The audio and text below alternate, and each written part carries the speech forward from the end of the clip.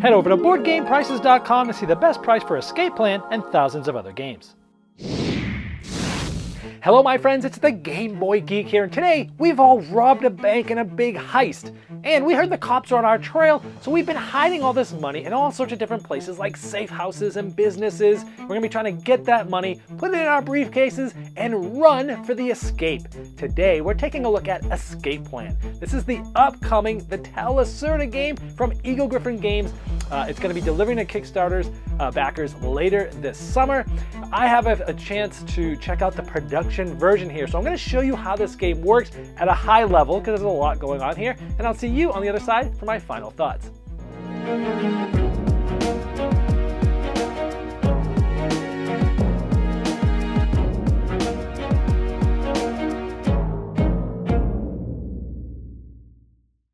At the beginning of the game, each player is going to select a color and get a corresponding character, which will have some special abilities. And over the course of the game, you're going to be going to different businesses around the city and trying to get cash that you've stashed there. For example, you go to the restaurant, you'll be able to get 80 grand from there and have that at the end of the game. So you're going to these different businesses and safe houses to try to gather some money for when you escape the entire city. So that's what you're trying to do. Gather money that you stole and escape the city. Now you also have a mission card that will give you 2 missions that you can possibly get done, and if so, you'll have some special abilities as well. Each player is going to get a player shield where they'll hide their money behind it, and that escape plan we talked about earlier. And by the way, each of these is different, so everyone's going to be going for something different, but you won't really know because it's hidden. Each player is also going to get their own player board where they're going to be tracking all sorts of different things. The game's played over 3 main rounds known as days, and in those days you're going to be going through different parts of that day. So you're going to be going, morning, afternoon, evening, night, and dawn. Most of the times you'll be doing 3 actions, sometimes you'll be doing some extra ones. Now here's the board for the game. It starts with 2 tiles, and as the game goes on, tiles are going to be laid by players, and the city's going to be built, and it will be different each game because the players are creating that city. Now each round or day, players are going to get some income, and then they're going to be placing some tiles out on the board. There's 3 different exits that will come out throughout the course of the game, and one of those exits is going to be the one that you'll actually have to exit to be able to possibly win the game. If you don't exit, you cannot win at all. So during these different days, different phases go through, and you'll actually be figuring out slowly throughout the game which exit is the one that's the real one that you can get out of. Now each round, in addition to getting some income and finding out a little bit more information about where that real exit's going to be, every player is going to be able to in turn order, place one of these different tiles and build the map. Now these are going to have some police officers on there, some cops that are trying to, fight you guys and take you guys down.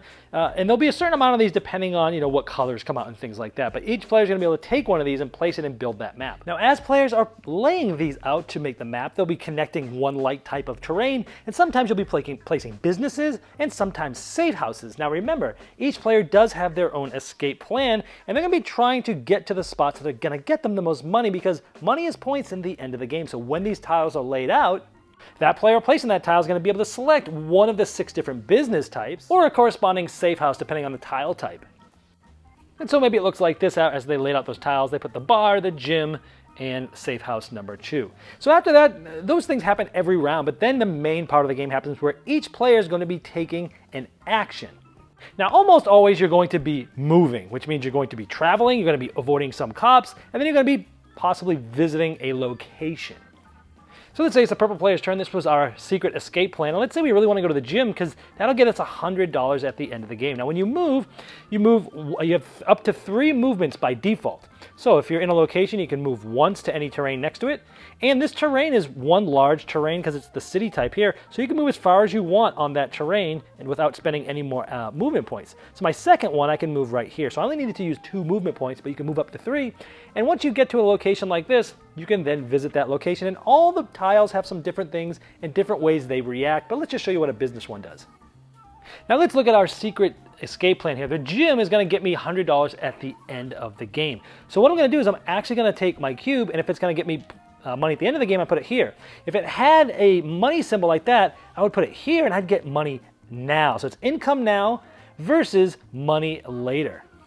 Now, income now is interesting because at the beginning of the game, you'll be getting 9 income when you get income at the beginning of each round. But as you place these cubes out and do different things throughout the game, it's going to be reducing. So as you put more and more things out and visit more and more places, you're going to be getting less and less income when it's time to get income. Also, when you visit a business, you'll be able to get a contact card. You get to take one of these, and later on, you'll be able to spend a certain amount of money to activate an ability on that specific card. So for example, let's say we want to get a fast car, it will help us avoid some cops later. So we'll actually be able to put this in our contact card slot, and it's going to slowly be moving to the right. And as the game goes on, if we're able to get more and more contact cards out, that's how much money we're going to be able to get at the end of the game. Now, we will need to actually unlock these different asset tiles and get them off here that we'll show you about in just a moment in order to place more cards. So these sort of block you from getting contacts, but these are different things that will give you some abilities. We'll talk about more about those in just a minute. Now that's how simple people's actions are. You're literally going to move, possibly avoid some cops, and then go to a location and visit it, and that's it. It would be the next player's turn. Now let's say I was here and I actually moved. Now when you move and you move away from a specific spot, any tile that you move from, you have to avoid the police there. Like for instance, here's a red and a black police. Now we had just gotten the fast car, so we could pay the $3 and avoid all those cops and not have to worry about it. We would end up flipping this over. This card also gets us some notoriety. We're going to talk about that in just a moment. Now, if I wasn't able to, you'd have to take some, there's different ways to avoid cops. This is one way. There's other ways as well. But if you aren't able to, you have to take a wound for each cop that you don't that you don't avoid. So there, if we didn't avoid either of those, we would take 2 wounds. And ever if we have all of our wounds here and we have to take another one, we actually end up getting one back here to start here, but we actually have something negative happen. Now a handcuff card will come on the rightmost spot on the contact here. Now you can rearrange these any way you want, but you'll have to lose one of them out of the game for good essentially, and this means a contact cannot go here. So the most you're going to be able to get with contacts in the game is $60 at the end of the game. So you don't want to basically get wounded too often in this game. Also, each of the wound cubes is going to be worth minus money at the end of the game that's in there. Now, generally that's how businesses work, but if you're ever able to get all 3 of a group type, like these 3 or these 3, you'll get a bonus by being able to take an extra action or be able to unlock some tiles and things like that. Now, if you're able to go to a safe house, again, everyone's going to have a different escape plan. This one would get me 90 grand at the end of the game. And since it's an end game one, I'll place it there. And I get to take any one of these keys. Now, these are randomly put out at the beginning of the game. These are cool. These are the upgraded metal keys here. So you can take any one of these and basically put it on your player board. And there's a cool spot on your player board to kind of put those keys. Now, when you go to the safe house, you'll also be able to possibly buy one of these fixer tiles. These are one-time use that you spend right now. You spend a certain amount of money. You put this action tile on your board, and one time per game, you can flip it to do different things like get extra action points or run with the gangsters or do all sorts of different things. Now, those keys are used in different ways. Depending on the player count, if a certain amount of people visit a business, it's locked, and you cannot go there without using a key. But another main way to use keys is at basically the convenience store. Now, in the convenience store, you'll get a gas can, which will give you 1 extra movement when you spend it at any time. You can also buy up to 2 of these things, and these equipment tiles are essentially going to help you avoid cops. Like this one's going to help you avoid the blue cop, the black cop, the red cop, or either blue or black. And they cost a certain amount, but you can buy up to 2 of these. If you did buy one of these, essentially that allows you to go right there, and these equipment tiles will start matching up. And again, if you have some asset tiles, you can't place them on top of there. Now, we've talked about notoriety a few times. There's different ways for them to move up or down, and you're going to be tracking that using this sort of notoriety track. Now, this is turn order, and after everyone takes their action in a certain spot of the day, it's then going to go to the notoriety spot, because certain actions are going to allow you to gain or subtract notoriety, and at that point, you're going to see whether you've actually gained or lost and move up or down on this track. But as you move up, when you move up past a red line, you trigger something. Each of these is going to allow every player lower than you to move a cop closer or to you, or usually right on you, but closer to you, and then you're going to be able to unlock some of these asset tiles that we're going to get to. So this notoriety is very important because the more you go up, it has some benefits, but it also has some disadvantages. By moving up, it's going to help you set turn order, and sometimes that's very important. But at the end of the game, wherever you're at, you're going to have to spend money. So the more notoriety you have, the more money you have to spend to kind of get out of trouble. So it's an interesting mechanism where some of it's good and some of it's bad. So now, speaking of unlocking those asset tokens that we just talked about, and that getting that notoriety is one way to do it. There's other ways to do it throughout the game, but you'll be able to activate one of these and place them over here. So let's say we wanted to activate this one. This one allows us basically to move a blue cop somewhere else to avoid them. You always put it in the next most expensive spot. Everyone starts with one. And then on your turn, if you want to, you can spend a certain amount of money to activate this ability, like having an extra action or moving a blue cop. And it's also going to get you money. So you'll spend 5. you'll get an action, in this case an extra action, and you'll get money at the end of the game for this. And each one you unlock is going to be cheaper and cheaper and cheaper to use, so it's sort of like a little engine building there. And you can rearrange these any ways you want, so the more of these you unlock, the more equipment you can hold, the more of these unlock, the more contacts you can hold, which again is going to give you more abilities and more money at the end of the game. Now, I said most of the time you're going to be moving on your turn, but if you want to, you can rest, which means flipping this. Any used contact cards will get sort of refreshed. There's a Band-Aid that we didn't talk about where you can spend it at any time to kind of heal a wound, and that would get sort of redone. And any one of these asset tiles essentially can get unlocked. So it's kind of a waste of a turn because you kind of refresh things, and I haven't seen it happen too often, but it is something you can do on your turn. Now, the other thing you can do when you go to that convenience store is you can use a key that you have to kind of get into one of these lockers. This is the easiest, the next hardest, and the hardest to get into. This one, basically to get into one, there's a number here, 1, 5, or 8, and that's the same for this entire stack. Now to get into those, you have to take basically the number of your contact cards that you have, those are the ones that you were sort of collecting, plus the number on your notoriety, which we just talked about. And if it's equal or more than that, and you have the key of that color, you can open that locker. So if I had a notoriety and or a sum of my contact cards, which is 1 or more, and I had the green key, on my board I can basically flip this over, it's been used, and I can get a number of these depending on how many contact cards I have. Stuff. This is the number of contact cards plus 1. You'd get these, you'd flip it over secretly, you'd keep the one you want, and you'd shuffle this one back in. And there's different distributions. Some of them are worth nothing, some of them are worth more and more. But the more cards you have, contacts you have, the more chance that you are of getting those. And these big ones go up to 110 as well. So that's one way to use the keys to go to the convenience store and try to get those out.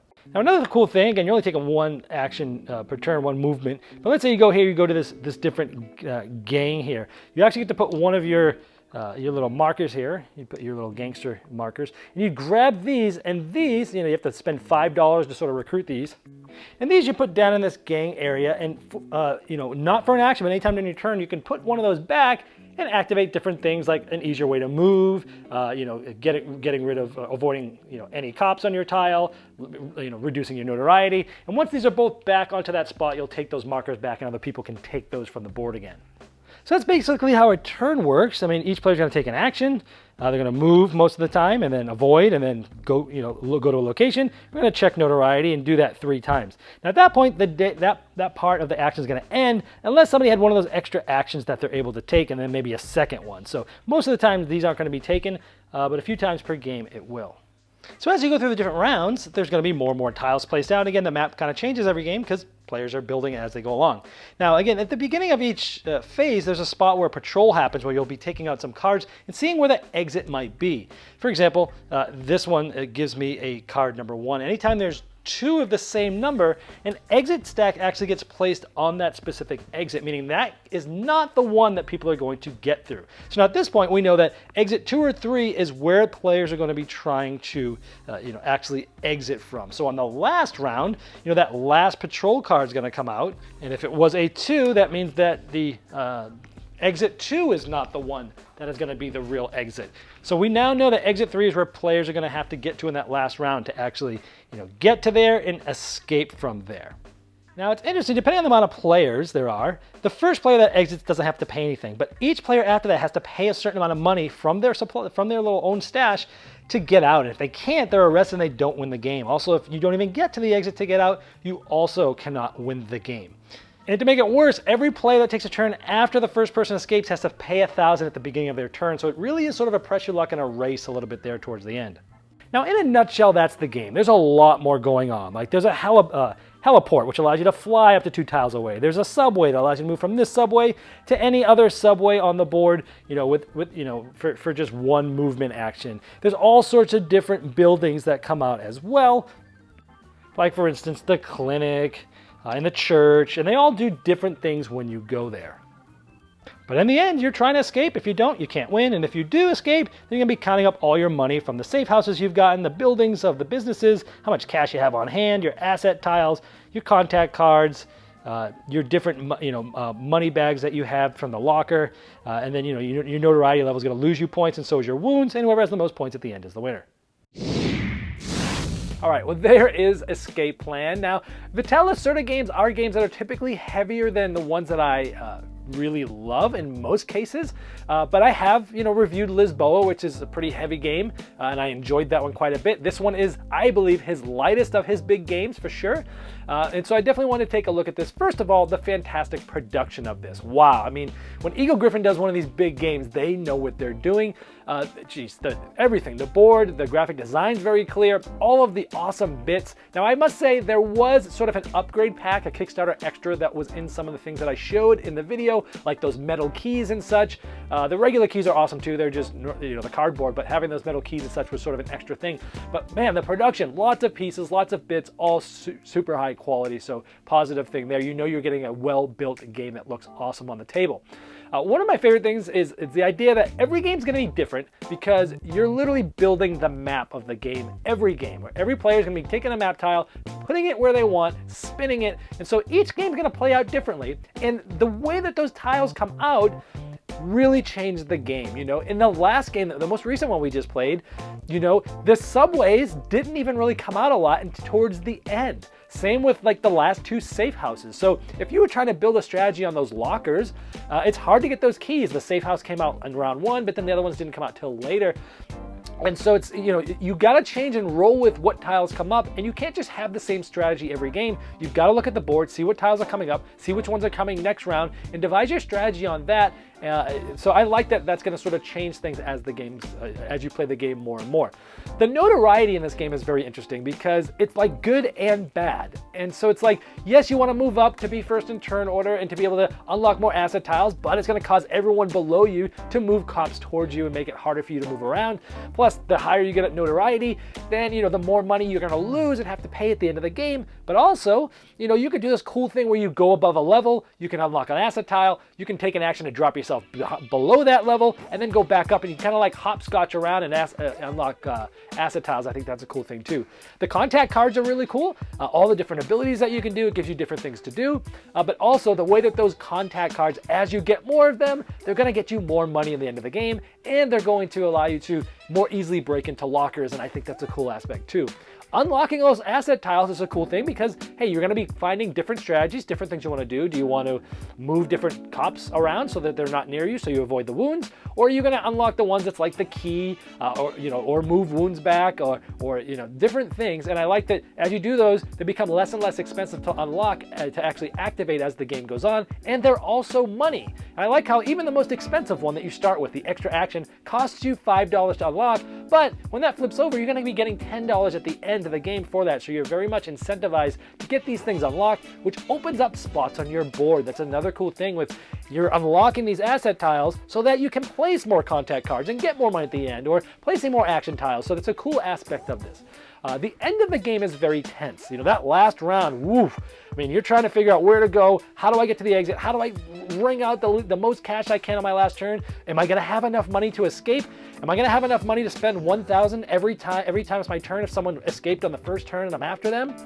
So it sort of is a tense race in the last spot of the game, and I like that sort of race element. So overall, I like the game. I think it's one of those ones that's interesting for Vital Lacerda because the people that love his big, really heavy games, this is going to be sort of a lighter one where they're like, hey, I'd love to play, a heavier game, but I'd like it to be quick, maybe 90 minutes. And I'd like it to be maybe a little lighter because maybe it's the end of the night and I'm a little tired. For those heavy gamers, this is a light game, right?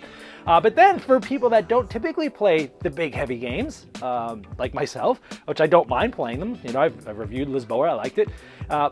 They might say, hey, I want to play something heavier, and this is a lighter version of the heavier games, and be able to get that into. So anything I didn't like about it? Well, the Lacerda games tend to have lots of setup time because of the different pieces and amazing, all the things all over the place. So it does take a while to set up, but again, most of the people that are getting to these games know what they're getting into, so just know that there's a decent amount of setup time. The turn order was interesting, but I wish that it happened before the city tiles, because the turn order is sort of set at the beginning of the game, and even after the first round, the turn order will stay the same while they're doing the city tiles. And there's only 3 rounds in the game. I wish that was a little flopped where starting the second round, the turn order for city tiles changed. Not a big deal, but something I wished was there. And then, it's with 2 players, there's Sandra, who came back from Kanban, a little like non-playing character that moves around and kind of messes you over, and you have to draw, move cops for her and stuff like that. It's not bad. I typically don't like those style of plays where there's like an NPC, but It worked fine. With 2, it works absolutely fine. And with 5, there's 1 player that's not going to be able to place a city tile. I think the game shines best with 3 or 4, but I wouldn't say if you like the game you wouldn't play it on the other player counts, but it definitely is best with 3 or 4. Now, the luck of this game, now, many of you might look at this and go, wow, this is very lucky. You're drawing these locker tiles, you're drawing these escape tiles, and there might be 0 money there. That seems silly in such a big, heavy strategy game. Yes, but I will say, don't let that totally deter you, because, you know, you can mitigate that with strategy. For example, in my last game, I had 0 contact cards. I had a green key on my first turn. I went to a safe house, got a green key. I went to the convenience store, got a locker. One of my missions was to have a locker and have a tile from the locker and have a tile from the escape, so I was working on that. And I had no contact cards, so I was able to draw just 1 tile of the green. And there's only 1 0, and would you be sure enough, I drew the 0. But I knew it. I knew going in that 1 out of 5 chance, 20%, I was going to get a 0, and I got it. And that was my risk. I knew it. Okay? So I could have mitigated that by going somewhere else to get a contact card first, and knowing I would have been able to draw 2, knowing I would absolutely not have gotten 0. But that's the decision I made. So yes, there is some luck, but there's definitely some strategy in mitigating that. So don't let that turn you off, even though it can possibly look like a negative to some people. Also, the not escaping. You know, there's a game, Clank, very popular deck building game. It's 45 minutes long, and if you don't get out, you can't score and you can't win. And it's a relatively short game, no big deal. This one, the box says 90 minutes to 2 hours. Even in my 5-player game, most recently, it only took us 90 minutes. So it's a 90-minute game, but even after 90 minutes, some players might go, wow, you could play 90 minutes and not even have a chance to win? That seems silly. Why would I ever do that? Well, again, once you know, as long as the person's teaching the game really says at the beginning and during the game, if you don't escape, you can't win and you get nothing. And reminding players at the beginning of that 3rd round, okay, if you escape 1st, 2nd, 3rd, 4th, or 5th, here's how much you have to pay. When somebody escapes, you got to pay 1,000 each. When you keep that in mind and everyone knows the rules, it actually makes it very tense. And I've never seen anybody not escape. I'm sure it would or could happen, but if you let people know what's going on and remind them at different points throughout the game, I haven't seen it happen. So yes, it might seem like, oh, I don't want to do that. It's not bad as long as everyone knows. I, in fact, think it actually raises the tension of that last round. So that's it for Escape Plan. Vital Lacerda fans, here's your light game. Not Vital Lacerda fans, or you don't play any of his games, or you haven't before, this is probably the best one to try to start with if you're trying to just ease into sort of the heavier games, and that's Escape Plan. The overview in this video was shot on a Watson model Game Topper. Upgrade every game you play with the ultimate gaming accessory, Game Toppers, shipping now. Check them out at GameToppersLLC.com.